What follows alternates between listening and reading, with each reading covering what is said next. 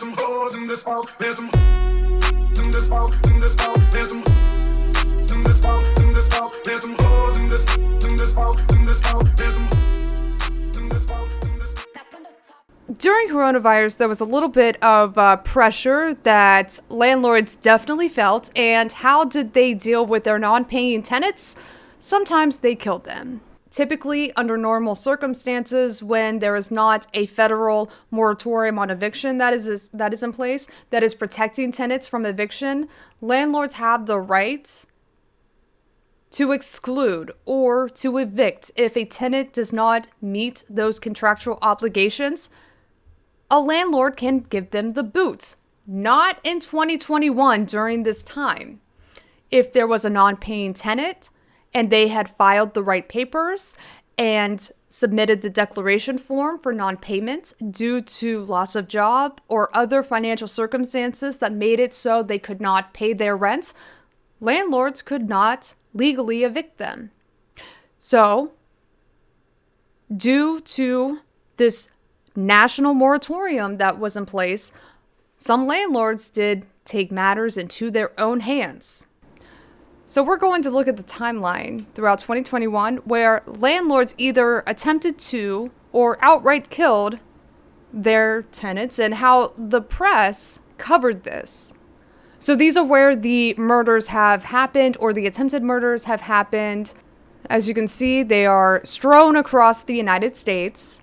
Let's go ahead and read up a little bit about these offenses.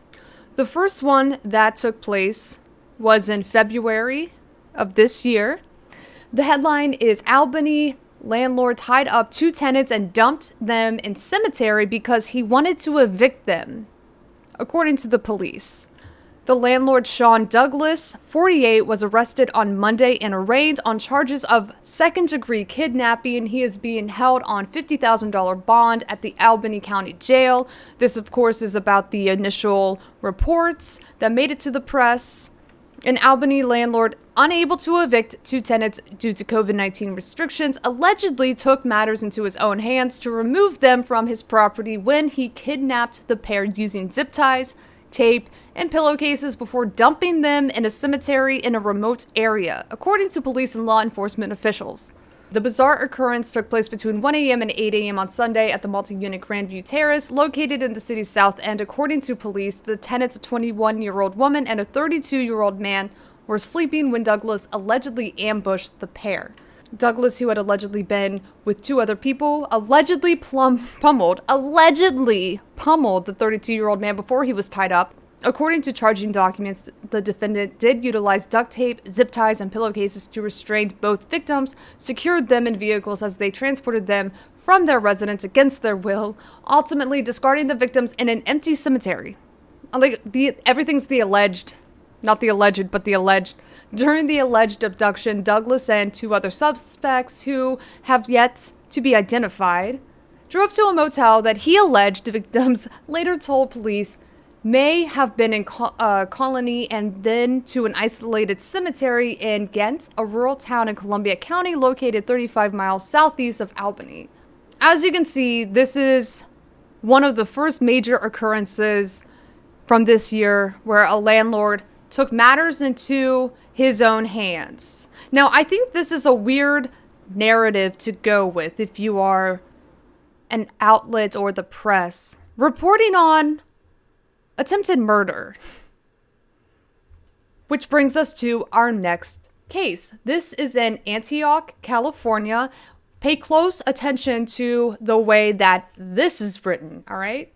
Headline: Antioch man fatally shot at home, person of interest detained. Police believe it happened during landlord-tenant dispute. A 50-year-old Brentwood man was in custody as a person of interest after a 52-year-old man was fatally shot at a home late Wednesday morning, authorities say. At 10:49 a.m., officers responded to a home in the 3300 block of Garo Drive for a report of a man who had been shot. When officers arrived, they found and detained a 50-year-old who was armed with a gun. Moments later, officers found a 52-year-old Antioch man suffering from multiple gunshot wounds outside the home. That man was taken to a hospital where he was later pronounced dead. His identity was not released pending notification of next of kin. Police provided few details, but said preliminary evidence suggested the shooting happened during a landlord-tenant dispute. At this point, we don't even know who was shot. Who shot who? The tenant or the landlord? And that's it. The victim, who died, was in fact the tenant. He was shot by the landlord. Case number 3. Homeowner shoots, kills tenants who kicked in his door in Southeast Houston, police say. Houston police said they are questioning a homeowner accused of shooting and killing a former tenant in Southeast Houston Tuesday. That homeowner told officers the man kicked in the front door of his home. According to officers, the homeowner is a 72-year-old man who uses a wheelchair, and the man he shot was his former tenant. Investigators said the 72-year-old homeowner was renting out one of his rooms to another man and claims that his former tenant stopped paying rent for quite some time, so he told the tenant to leave and not come back. Authorities said the tenant left but eventually came back and chaos erupted. Evidently, our deceased individual kicked the door in, got inside. They had some kind of altercation. The older man shot the younger one. The homeowner shot the guy who was kicking in the door. And homicide is there trying to figure out what exactly occurred. Detectives said the homeowner is cooperating and no charges have been filed. Wow. Kicking down the door in a stand your ground case means that I'm going to go ahead and assume that this murderous landlord will not be facing any charges. Moving on to our next attempted murder. West Jordan landlord arrested after firing shots into tenant's bedroom. According to arresting documents, officers responded to a call for shots fired near 900 South 2000 West in West Jordan on Tuesday. Officers learned there was a dispute at the address between the landlord, a 61-year-old Michael Thomas Bosca, and the tenant. The tenant told officers he heard hollering and pounding coming from Bosca upstairs. The tenant also said he felt like the noise was directed toward him as he had disputes over rent money with Bosca before, arresting documents show. The victim then decided to go outside. When his roommate arrived at the door, the victim went back inside because he believed his roommate had spoken with Bosca before it quieted down. After sitting down on his bed, he heard gunshots come through the ceiling. The victim said he was not sure what was happening at first, but realized there were gunshots when he saw that there was drywall coming down onto the bed. The victim ran into his car, called 911, and drove off. Officers were then able to take Bosca into custody. In an interview with police, Bosca allegedly admitted to firing 3 shots into the floor above the victim's bedroom. Bosca said he was intentionally firing into the victim's bedroom, but was shooting to the side of where he believed the victim to be located. Bosca said he was upset with the victim because the victim was trying to take away his home and money.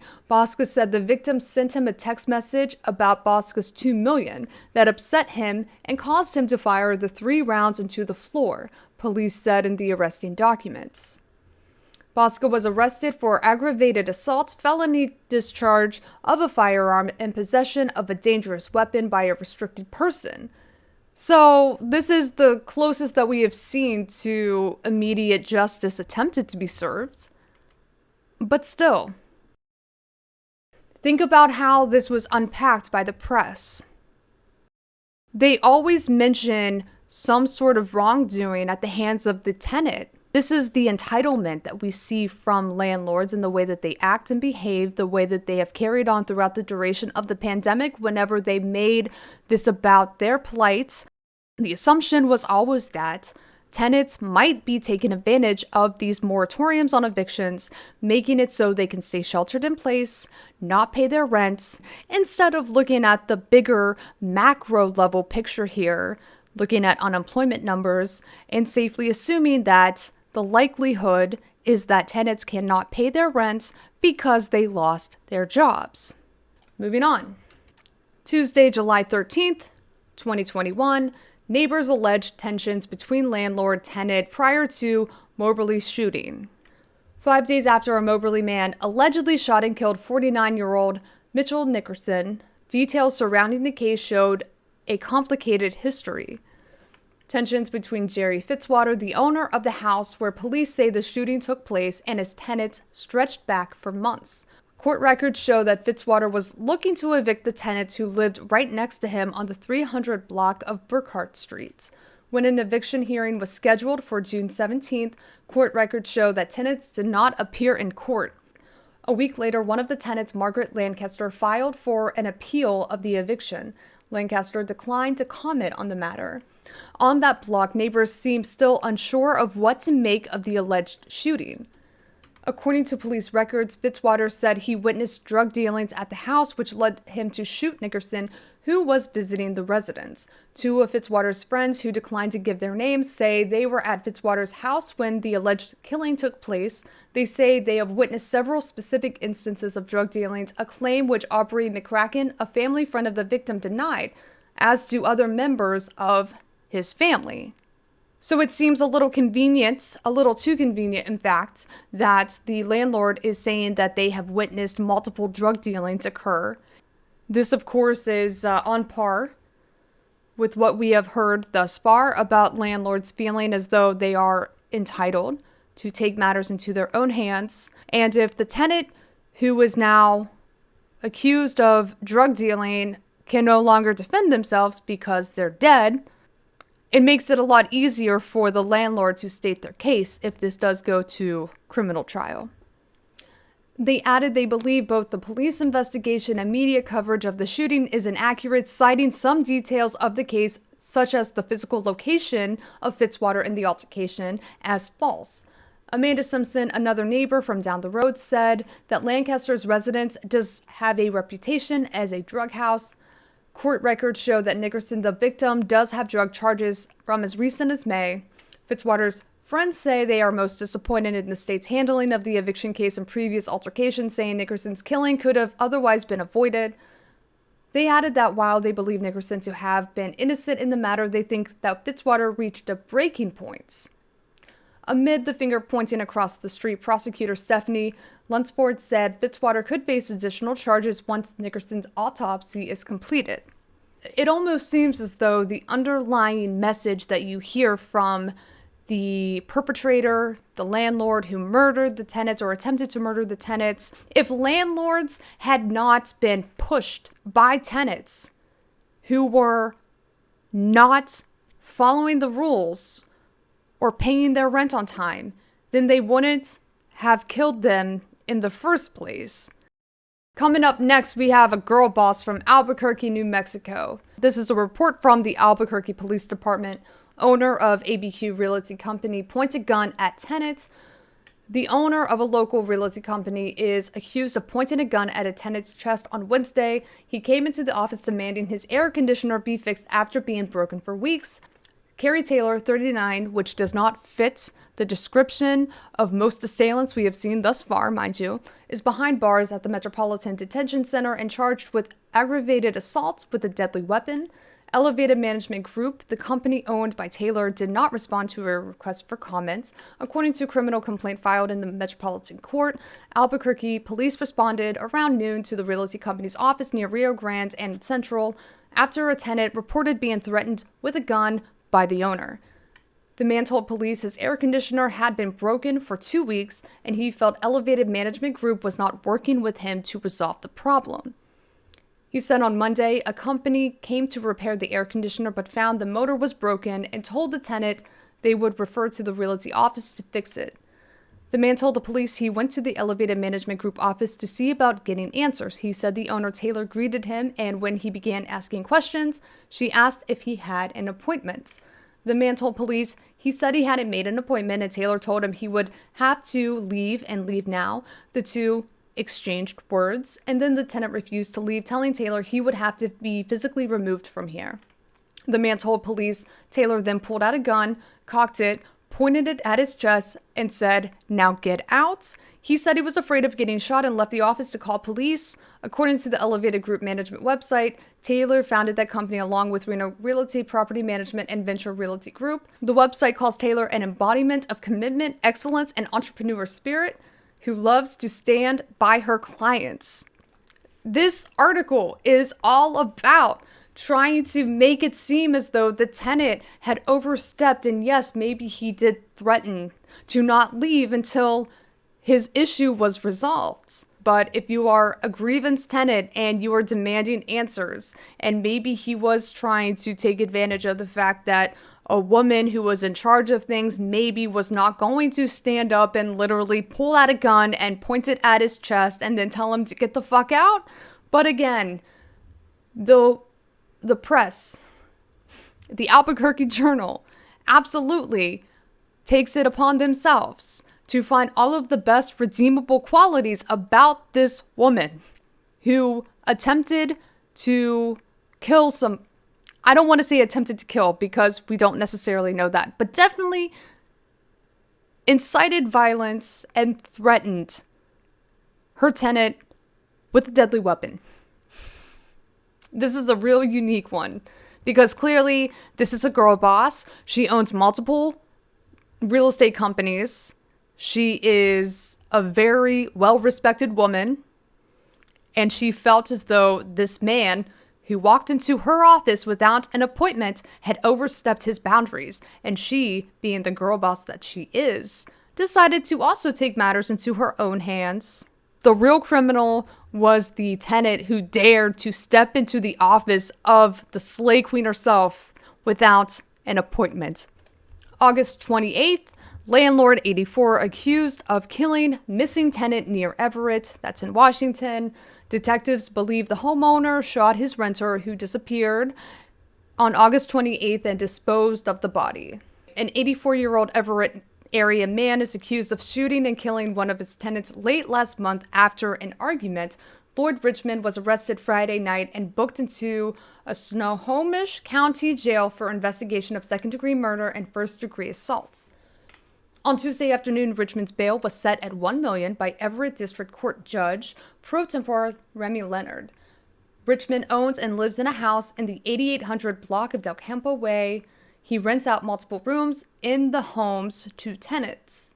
On the afternoon of Saturday, several neighbors reported hearing an argument between Richmond and one of his tenants, according to the Snohomish County Sheriff's Office. One neighbor told detectives she heard a loud argument between Richmond and one of his tenants in Richmond's garage. She went to her room and reported that she heard a loud pop sound about 30 minutes later. Another neighbor was out on his patio around 2:30 p.m. The neighbors heard 3 distinct loud noises that sounded like a low-caliber gunshot, he told detectives. The neighbors reportedly saw Richmond get a gray tarp, wrap something in the driveway, and load it into the bed of his Dodge pickup, according to court papers. The neighbor described the size and shape of the wrapped-up item as human size and heavy-looking. I don't know what's going on in the mind of an 84-year-old murderous landlord, but clearly you're not doing your job cleaning up the mess. If people who are watching, the onlookers, see that you have wrapped something that looks to be human and very heavy very shortly after you were in an altercation with somebody, followed by 3 gunshots.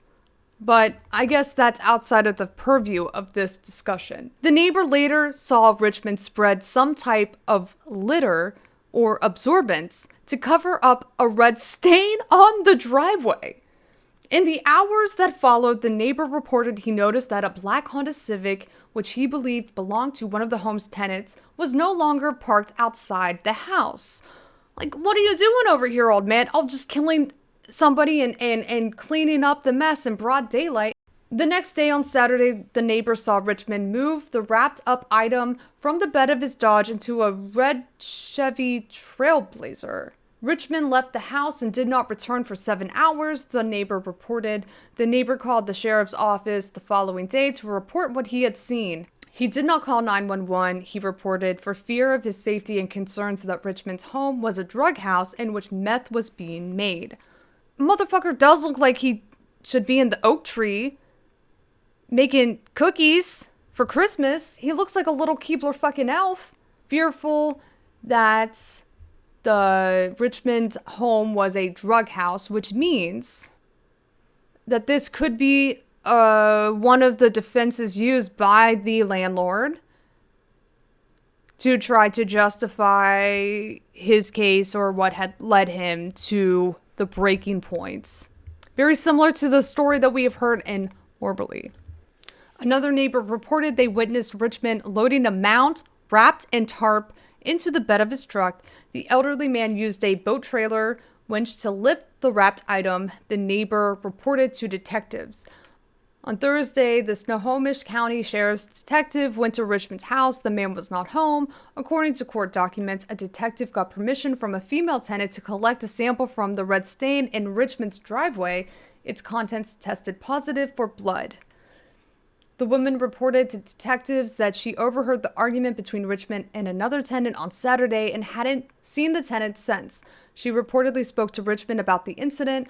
Richmond told her he'd wanted the missing man to move out of the home and paid him $1,000 to leave. The woman told detectives she had never seen Richmond with a gun, nor had she ever seen a gun in the house. Richmond had his Dodge pickup towed in an auto rebuild shop at the same point following the arguments. Employees at the shop reportedly observed blood inside the cab of the truck. A friend of Richmond reported the man told her it was self-defense, no one would believe him, that he planned to leave town and travel as far south as he could. Richmond was arrested Friday. Detectives wrote they observed bruising on both his arms consistent with heavy lifting of an object. Detectives also observed red marks on his shoes consistent with blood splatters. The presumed victim, a 49-year-old Everett man, was last heard from on August 28th. Detectives had not located the man as of Tuesday afternoon, nor had they recovered a gun associated with the alleged attack.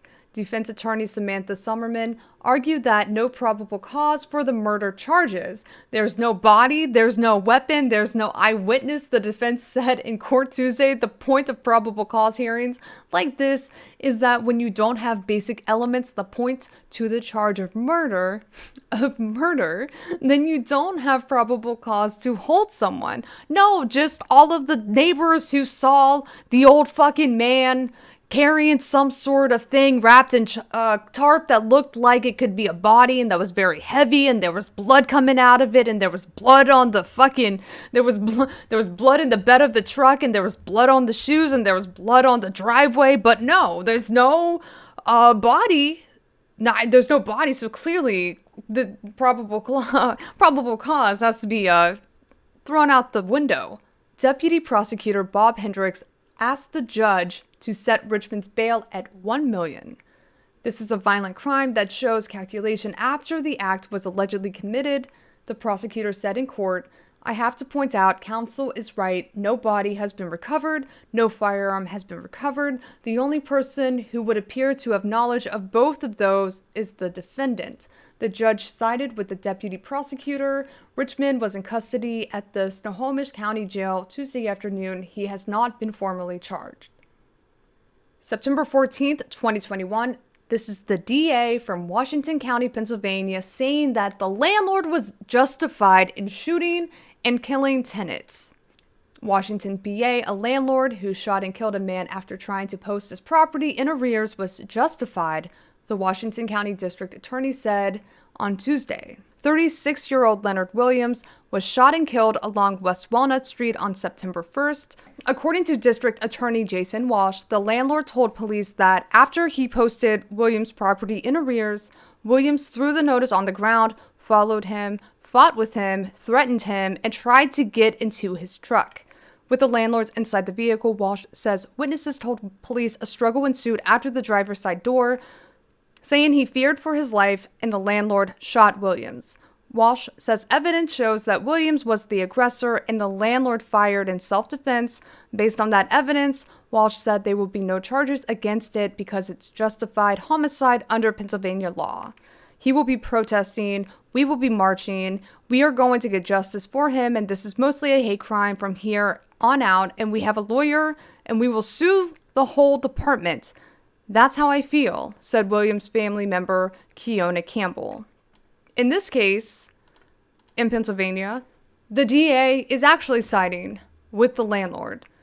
So this is one of the worst cases where the nightmare where landlords get to make this justification that they had felt as though they were in the right or that they had license to do this is on par with the narrative that we have heard thus far, but it's because the laws were on the side of the landlord who get to say that they had feared for their life because of that altercation with the tenants.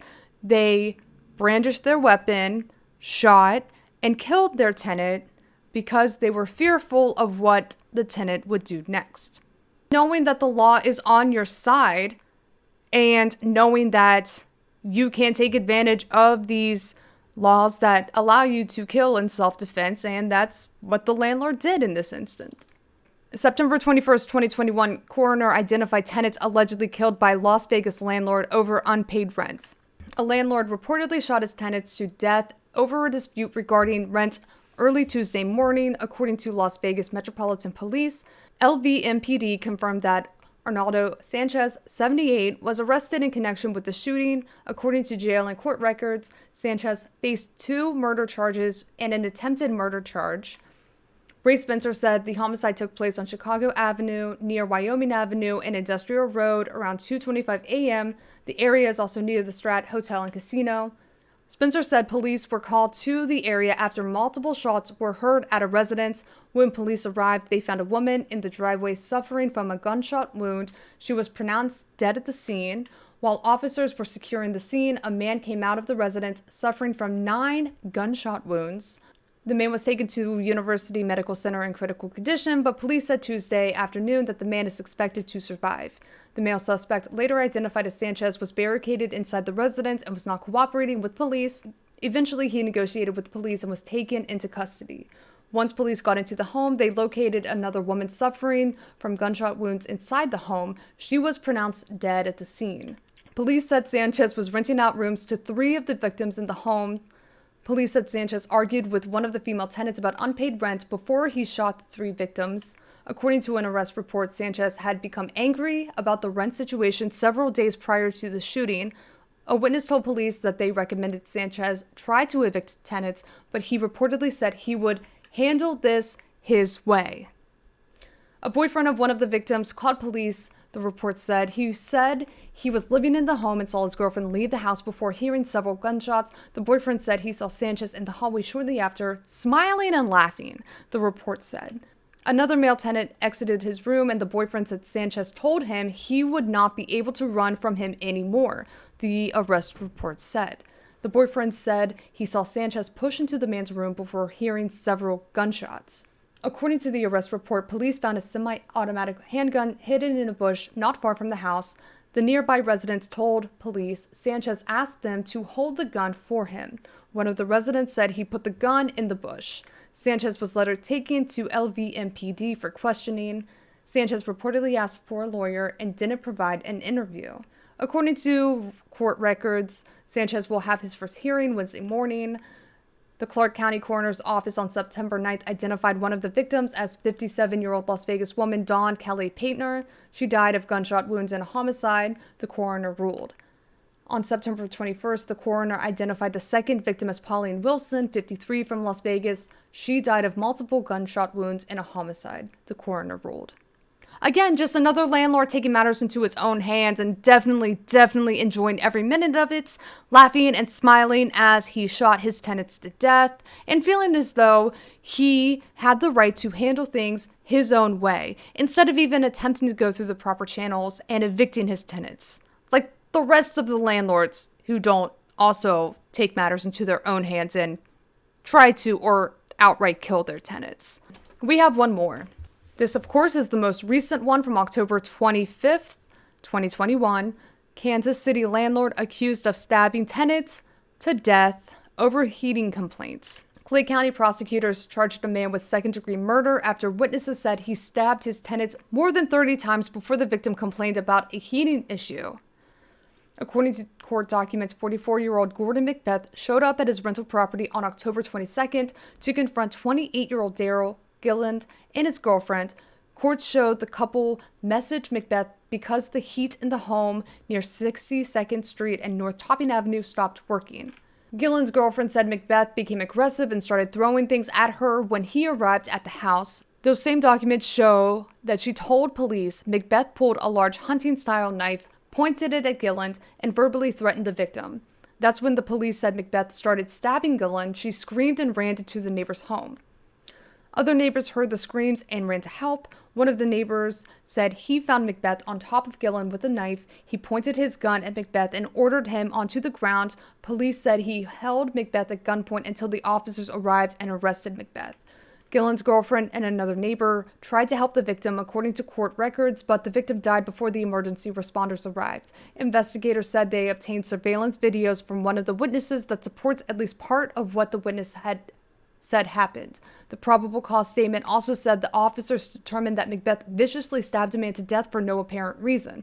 Macbeth is scheduled to be arraigned Monday afternoon. So again, this is an instance where tenants were expecting landlords to fulfill their obligation to a contract. They are the owners of a property. It is contractually stated that they are in charge of fixing the wear and tear and the maintenance of their utilities that are offered in the apartment. Then a tenant requesting that a landlord fix what is broken is not asking too much, and it's not a punishable offense to death. This just means that landlords, once again, they feel so inclined and emboldened to speak out against the injustice that they have experienced from non-paying tenants. But if tenants do something as simple as ask them to hold up their end of the bargain that they are contractually obligated to uphold as well, it's too much. And this also is another example of how landlords can be pushed over the edge for any reason. Even when it comes to just doing their job, if we can even call it that. Routine, standard maintenance, fixing what is broken, these are all very common things that landlords are expected to do if they own the home. Under no circumstances, unless there is some sort of byline in the contract, should a tenant feel as though it is their obligation or their duty to fix something that is broken, if it's related to the electrical lines, if it is something that it has to do with plumbing. That is outside of the purview of a tenant's responsibility, and never should there be an altercation where a landlord takes matters into their own hands simply because a tenant asked them to fix something.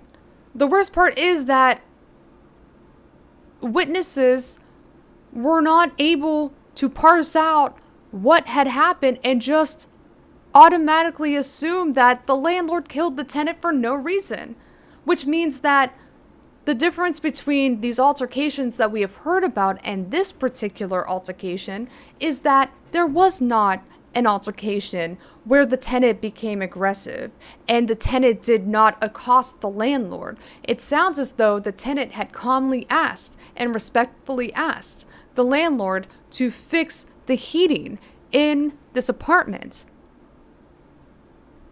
to which the landlord responded by getting out a knife and stabbing the tenant to death. So there's no clear-cut formula here evidencing what can send a landlord over the edge. It seems to be a variety of things.